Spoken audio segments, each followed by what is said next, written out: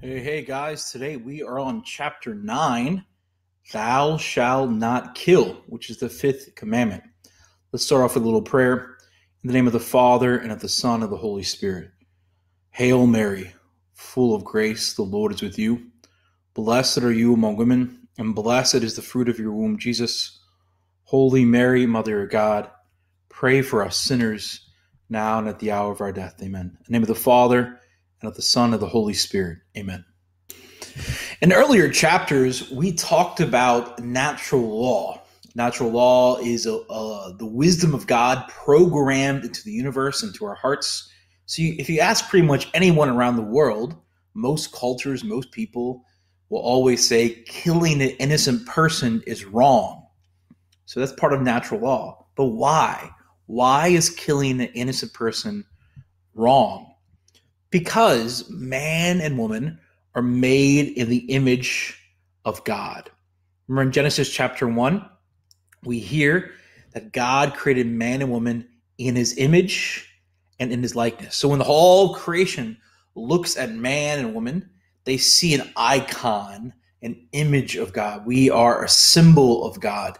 We have a spark of the divine in our heart, in our ability to think and to know in our souls. So because we have this image, we're unlike the animals, right? There's no law prohibiting the killing of an animal for a just reason. There's no law prohibiting the killing of a plant for a just reason. But there is a law programmed into our hearts that says killing an innocent person is wrong, because humans, unlike plants, unlike animals, are made in the image and likeness of God. We call that imago Dei. It's kind of the Latin phrase for image of God. We're made in imago Dei. If you ever go to the Sistine Chapel in Rome, you see this beautiful image of God creating Adam, right? And it's the center of the Sistine Chapel on the roof. And it's beautiful. You see how God's finger is pointing towards Adam. God is giving Adam life. God is making Adam in his image, in his likeness. We see a little picture of it on the screen if you're able to see it. So the fifth commandment, thou shalt not kill, is the prohibition of taking innocent human life. And those phrases are very important, those words, innocent and human. Again, taking an animal's life for a just reason is not sinful. Taking a plant's life is not sinful. But taking an innocent human's life is always and everywhere wrong. This is what we mean by an intrinsic evil. An intrinsic evil is something that's always and everywhere wrong without exception. So anytime we kill an innocent human person, that's called an intrinsic evil, and it's never allowed. Now that we looked at natural law, we'll jump into Scripture, to Revelation. We'll first look at the Old Testament. The first time we see murder in the Old Testament is in Genesis chapter 4, when Cain kills his brother Abel because he's envious of Abel. And God punishes Cain because of this. And then just a few verses later, we see that Cain's and his great-great-great-grandchild Lamech takes this murdery impulse to a next level. Lamech is offended by some people injure him. And instead of an eye for eye or tooth for a tooth, they take it to the next level. He kills people just because they injured him or slighted him. He kills multiple people. And so we see this desire for murder as a result of original sin. And as people get away from the Garden of Eden, get away from the state of grace, this murdery impulse grows and grows. And the people begin to get more and more wicked, right? So God in Genesis chapter 9, what does he do? He floods the earth, but saves Noah and his children and his wife. And after Noah gets off the ark, God tells Noah that murder of innocent people is prohibited, right? He's reinforcing this law. And this is actually where we first hear the death penalty. God says, if you shed blood, by man's blood shall you be shed. We see the death penalty first mentioned here in Genesis chapter 9. God says, you cannot kill an innocent human life. Then we get to the 10 Commandments in Exodus chapter 23, and that's where we get to the commandment we're talking about today, the fifth commandment. thou shalt not kill, meaning thou shalt not take innocent human life. Now, that's the Old Testament. It's basically reinforcing natural law that's written into our hearts, making it more clear. Sometimes because of sin, natural law becomes obfuscated or dirtied, and we don't recognize it. So the Old Testament revelation makes natural law more clear. Now we get to the New Testament. What does Jesus do? Our Lord, he takes natural law and he elevates it to a new level. He never destroys natural law. He always builds upon it. So what does Christ say in Matthew chapter 5? He says, those who say, you fool, or rakah, to your brother will be answerable at the Sanhedrin. In other words, anger is the root of murder. It's not enough just to not murder people on the outside. We need to not murder people in our hearts. Anger, hatred, all these things, revenge, are basically spiritual sins of murder we commit in our heart. And Christ is not settled for us just to avoid murder people on the outside. We need to root out murder from our own hearts. Anytime we rashly judge someone, anytime we gossip or detract about someone, we commit the sin of murder in a spiritual sense.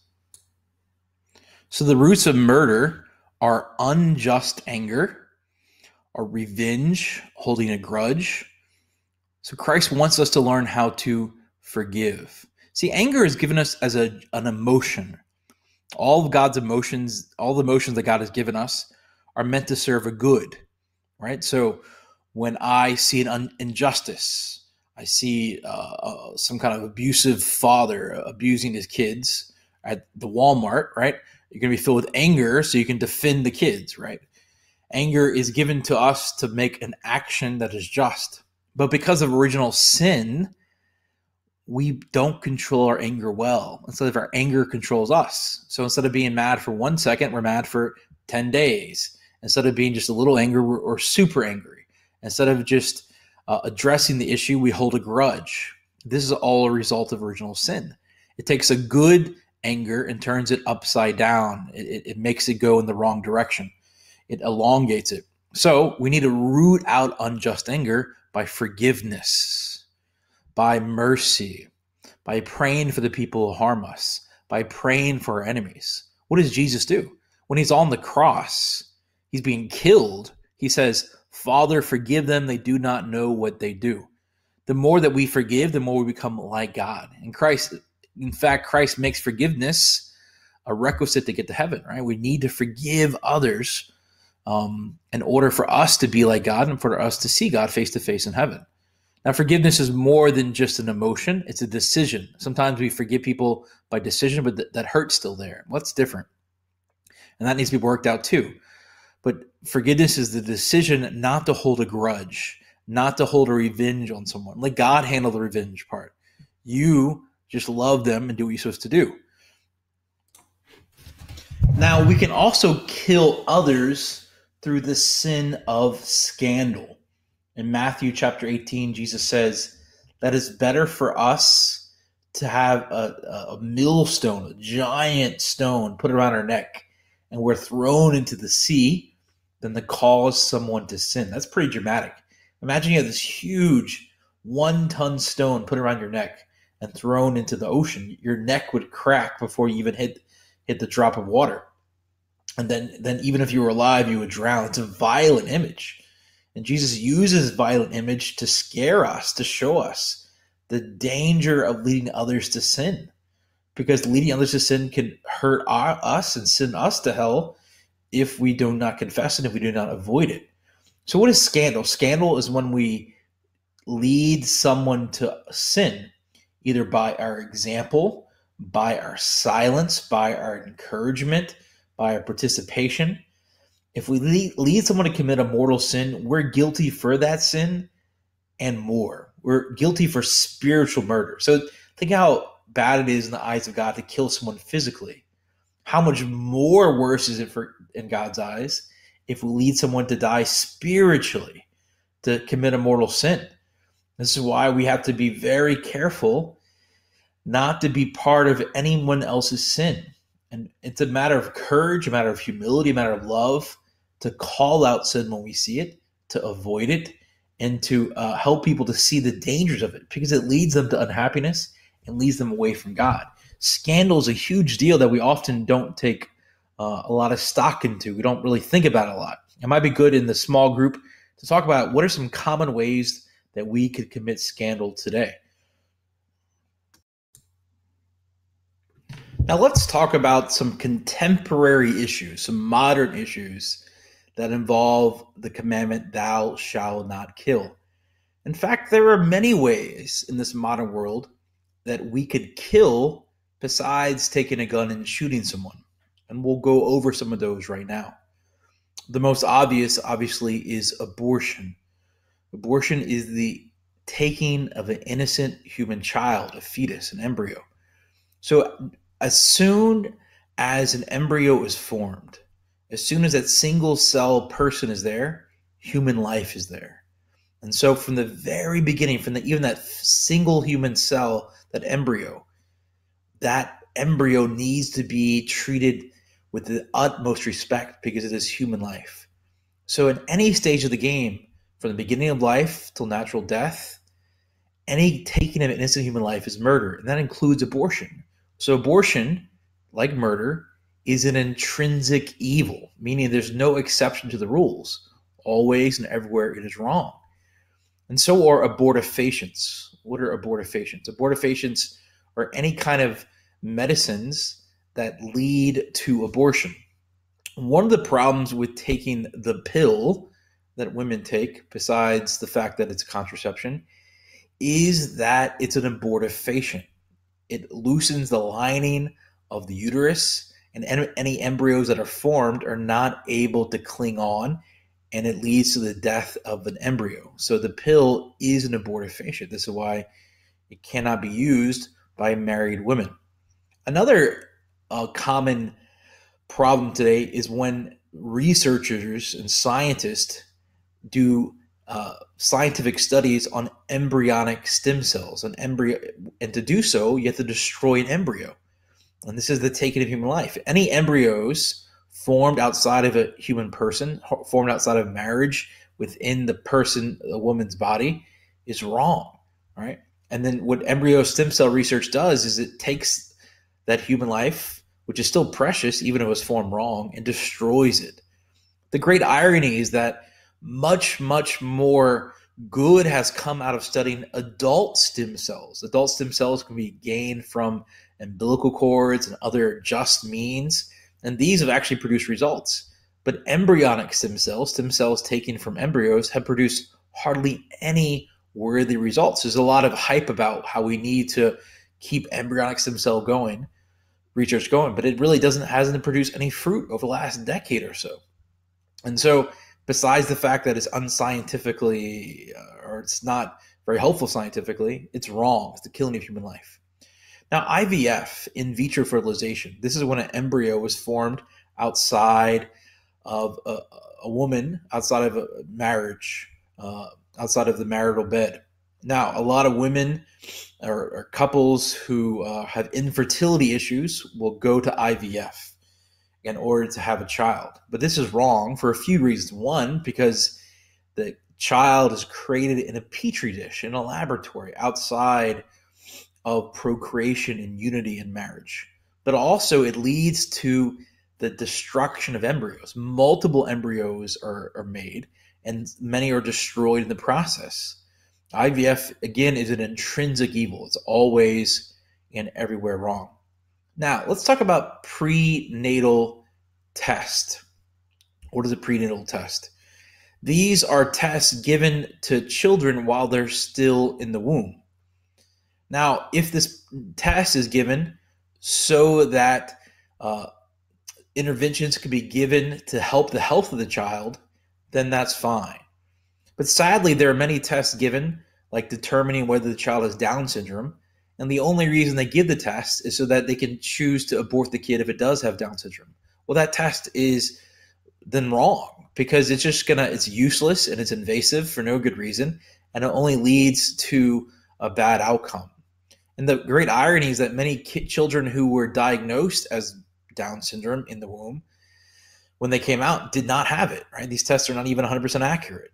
And so a test can be done if it's about making interventions within the womb. There's some certain things you can do in the womb to do to help a child who might have deformities so they can live. But anything to do that's going to lead to abortion is wrong. Now, any kind of test that is about determining the eye color or the gender or something like this, that's ridiculous, right? You got to wait till the child comes out.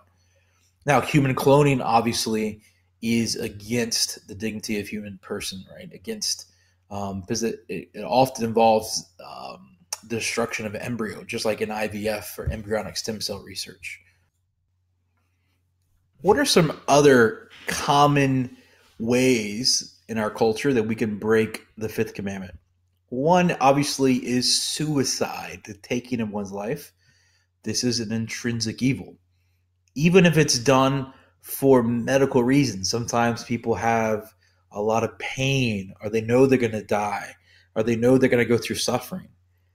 That does not justify the taking of human life. We call that euthanasia, when a patient or an elderly person or a terminally ill person or suffering person is put to death, assisted suicide. This is always wrong. Now, we need to have compassion for those in suffering, and we can offer them what we call palliative care. That means giving them medicine that take away their pain. Maybe it's a little bit of antidepressants. Maybe it's sometimes some low-dose morphine that doesn't kill them but takes away their pain, or some painkillers. That's fine. But we cannot lead to suicide. Now, the church used to have a rule that if you committed suicide, you could not have a Catholic funeral. And that sounds at first kind of harsh, right? Because, of course, you want to give the family comfort. You want to be there with people in their grief, and we need to be. But I think there's some wisdom to that old rule. We don't follow it anymore, but I think there's some wisdom. Because when people see a suicide and they see someone's life celebrated after the suicide, when they get depressed later, they think, wow, I can go out and have this beautiful ceremony that celebrates my life. I can kind of go out on a bang. And it's kind of subconscious, but it's actually a real phenomenon. The more suicide happens in a family, the more likely other people in that family are going to commit suicide. I have a priest friend who's in a town in Louisiana, and he had like 6 suicides within a few months. And a lot of these people were related to each other. So I think that old rule is something. I think when there's a suicide, we need to be there to comfort the family. We need to be there for them.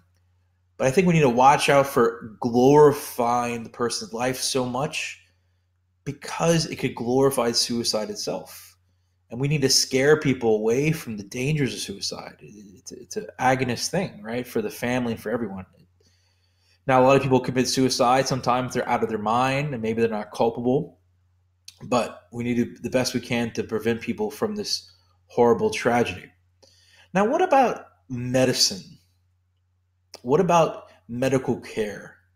How do we know when to take certain medical treatments or not? Well, the church has 2 different categories for understanding medical care. We call it ordinary and extraordinary. Ordinary and extraordinary. So ordinary is always mandatory. So, for example, say I have some kind of vitamin D deficiency. If I don't correct it by taking vitamin D pills, I'll die. Well, I need to take my vitamin D pills, right? If I have cancer, stage 1, and I can take this very easy treatment that takes away my cancer, well, then that's ordinary. I have to take it. Now, sometimes things can become extraordinary. They become optional. Say I have stage 4 cancer, and I can go through chemo, and it will make my life prolonged by a couple days, but I have to go through all this heartache and treatment, and only maybe I'll get 2 more days of life out of it. Well, then that becomes optional, right? When the burdens of the treatment, the medical burdens, outweigh the medical benefits, then it becomes optional. So food and hydration is presumed to be ordinary means. So even if I have to get food and water through a tube, or through an IV, or through a feeding tube that goes into my stomach through my nose, or into a peg tube, This is considered ordinary means in most cases until it becomes extraordinary means, until the burdens, medical burdens, outweigh the medical benefits. When in doubt, it's always good to consult a priest, someone who's knowledgeable on this issue. But we have to remember that it's not good to go into a will and say, I want no tubes. I want no feeding tube. Because you never know. You might need it temporarily. You might need it just to get you over a hump. You don't know the long-term situation that you can put yourself into. So this is why the church, or a lot of people in the church, recommend that you have a medical power of attorney. That's someone you appoint to make decisions for you if you're unconscious medically. And this is why this doesn't back you in a corner, right? If you put, I do not want feeding tube, I do not want a ventilator. Well, what if you have to have surgery and you need a ventilator just for a day or so? So it's better to have a live person who can make live decisions, who has a good Catholic background, who will consult a priest for you. A medical power of attorney is a really good way to go. Again, any kind of questions about this, you need to consult a priest. You can't just go by your gut sometimes. It's good to get a third-party, unemotional evaluation of these kind of situations. Now, mutilation is also not allowed. Mutilation is when we destroy or injure some part of our body that's functioning. So for a famous example is a vasectomy. A vasectomy is when a man's ability to produce sperm is cut off. Right? This is wrong, right? Because a man's ability to produce sperm is not a bad thing. And so some people do this as a form of contraception. It's mutilation. If I get some kind of really gross tattoo of a dragon eating kids, right, on my forehead, right, that's a mutilation, right? If it's some kind of exaggerated tattoo or some kind of exaggerated piercing, that's mutilation. If I poke out my eye, that's mutilation, right? Any kind of way I take a functioning part of my body and make it non-functioning anymore or injure it, that is not allowed. It's a part of kind of killing part of me, killing part of my body.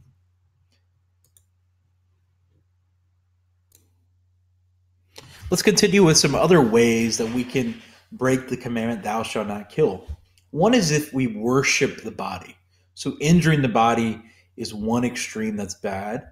The other opposite extreme is that we worship the body. You see people sometimes who treat the body as more important than the soul. The body is important. It belongs to the soul. But sometimes if we treat the body too much, we worship it.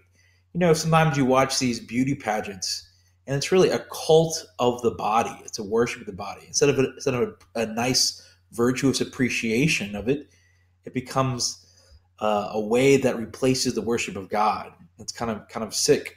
Think of gluttony. Gluttony is injuring the body, and so is getting drunk. You know, when we get drunk, it's a form of mortal sin because we're injuring our ability to think clearly. So is illicit organ transplant. Organ transplants are fine as long as the person who's giving the organ is truly dead. If the person is almost dead, then they cannot donate their organs. And also, too, you cannot just donate anything. I cannot donate my brain, right, while I'm alive. Now, while I'm alive, I can donate one of my kidneys, or I can donate part of my liver because my liver will grow back, from what I understand. Part of it, if I donate part of it. But I cannot donate my heart, right, while I'm alive. I cannot donate one of my eyes because you need both eyes to see clearly. So there's some things we can donate, like blood or plasma, but we cannot donate things that we need to survive. And if it's a vital organ, we cannot donate unless we're truly dead. Now, in some third world countries, there's a black market for organs where people will fly, millionaires will fly, and a poor family will give an organ of someone who's living in order to get money. That's wrong, right? Sterilization is also wrong. This is when, like a vasectomy or tubal ligation, when we make fertility impossible through one of those procedures. And so is obviously drugs. Drugs hurt the body, substance abuse. Anything we do that injures the body long term is a sin against the commandment, thou shalt not kill. Now, what about self-defense? Self-defense is actually part of natural law. It's programmed into our heart, into God, the wisdom that God has put into nature to want to protect our lives. And sometimes we might even have an obligation to protect other people. So say that someone's running to school with a gun, right? We have an obligation to defend those innocent children. We as young men and women, sometimes we are called upon to serve in the military, to defend those who are being injured, to defend our country. That's a good thing. Self-defense is a good thing, and it's taught as the church as something that can be done. However, self-defense should always try to do the bare minimum injury that is necessary to stop the aggressor. So if I can stop someone by shooting their knee rather than in the chest, then I do that. Now, that's kind of hard to do sometimes in a split situation, second situation. But I should always try to do the bare minimum I can to stop the aggressor. But self-defense is a good thing. And so is criminal justice, right? The state has the right to duty to defend innocent life and to punish those who take life, including the death penalty, right? The church has taught in scripture and tradition for thousands of years that the death penalty is the right of the state. Now, the state cannot kill someone for a minor infraction, right? For a parking ticket, or just because you disagree with someone politically, right? A lot of times this happens in some dictatorships. That's obviously wrong. But when there's an egregious crime, right, such as murder, right, then the death penalty is the prerogative of the state. Now, recent popes have asked us in our current modern situation, they prudentially ask us not to use it. But that doesn't mean it's wrong intrinsically. It's still the right, the prerogative of the states of the countries to inflict the death penalty. Now, again, notice what I said, state. An individual cannot put the death penalty, cannot enact it on themselves. That's be done by a legitimate authority, unless it's a quick self-defense kind of thing. So, because we have a right to defend ourselves, that means that having a weapon is not intrinsically wrong. Some people think that to be Christian means that you cannot own a weapon. This is not true. Natural law says we can defend ourselves.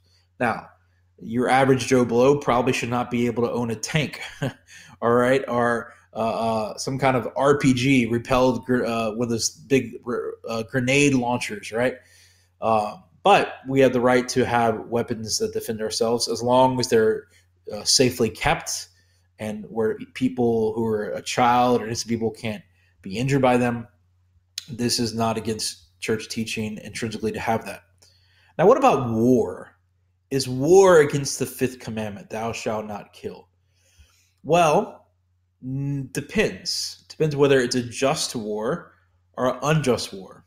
Let's go back to the death penalty for a second.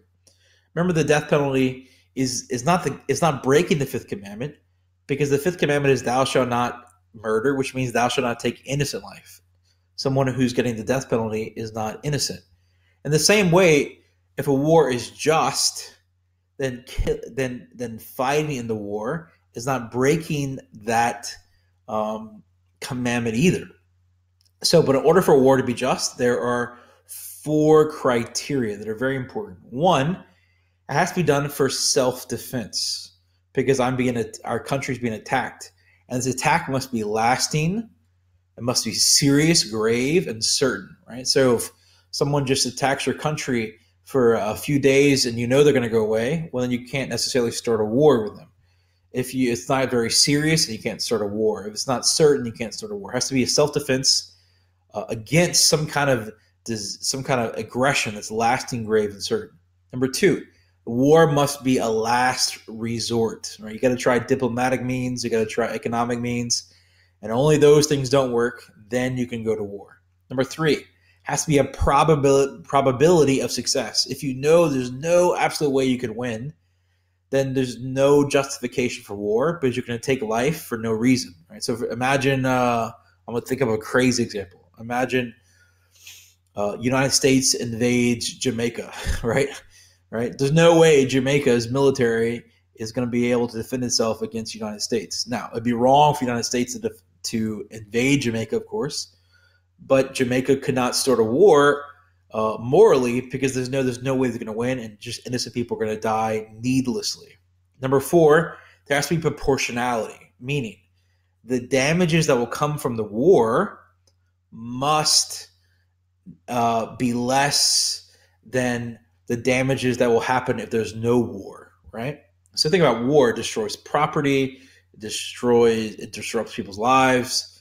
If it's going to cause so much chaos that it's not really worth it, then it's not just. For example, so you say you're fighting against a crazy dictator who has nuclear weapons, and you know they're going to use the nuclear weapons on you, or they're going to use nuclear weapons on innocent people. Then you got to take the just war criteria evaluate it very, very slowly and methodically and very seriously to see if it's actually just in that case. And then, of course, in just war, you cannot target innocent people. So in World War II, we bombed Hiroshima and Nagasaki. We dropped bombs on innocent civilian populations. That is wrong. You can never target innocent people. You cannot target cities. You can only target military targets. And so those are the 4 criteria: self-defense, last resort, probability of success, and proportionality. If these criteria are not in effect, then the war is not just. Right? Now, the only person who can actually know all the details of this is really the commander-in-chief, because only the commander-in-chief will have the intelligence gathering apparatus, the CIA or FBI or military intelligence, to know the data needed to determine if proportionality is there, if probability of success is there, if it's the last resort, et cetera, et cetera. But war should only be done if it is just and follows the criteria. So Christians were not pacifist. A pacifist is when you say that you can never fight whatsoever. No, war is just as long as it follows those criteria. So that wraps up today's lesson on "Thou shalt not kill." If if you have any questions, please feel free to call me or send me an email. And I hope you have a good day, and God bless.